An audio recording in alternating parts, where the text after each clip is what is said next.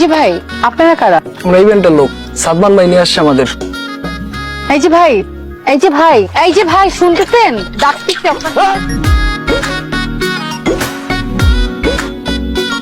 উঠেন। আপনি উঠেন, আপনি উঠেন, আপনি পড়ে আছেন। আপনি শুয়েছেন, আপনি উঠেন। এই সমস্যা কি আপনার? মই তো ঢাকা থেকে করছেন কেন?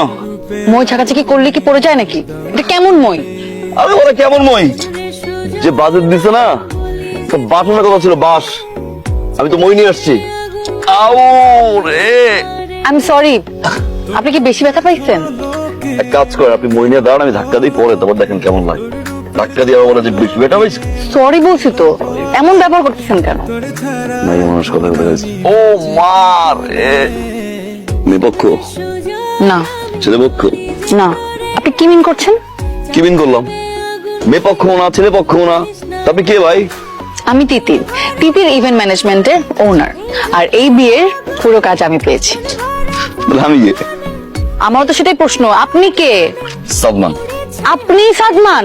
আপনি আপনার ডেকোরেশনের লোকজন নিয়ে এখান থেকে বিদায় হন, যান। এই বিয়ের কাজ আমি পাইছি, আমি করব।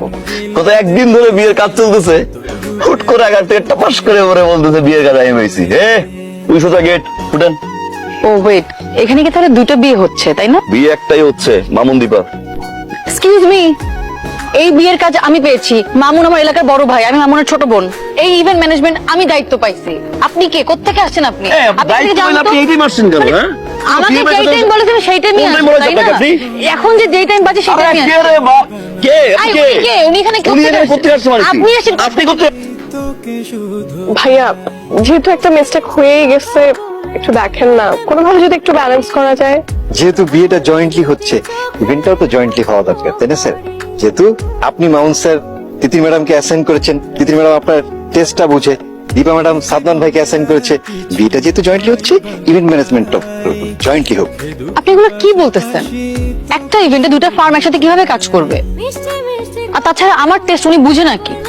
তাই তো, টেস্টটা কিভাবে বুঝবো? উনি তো একটু কম বুঝে, জয়েন্ট ম্যানেজার, বুঝছেন না?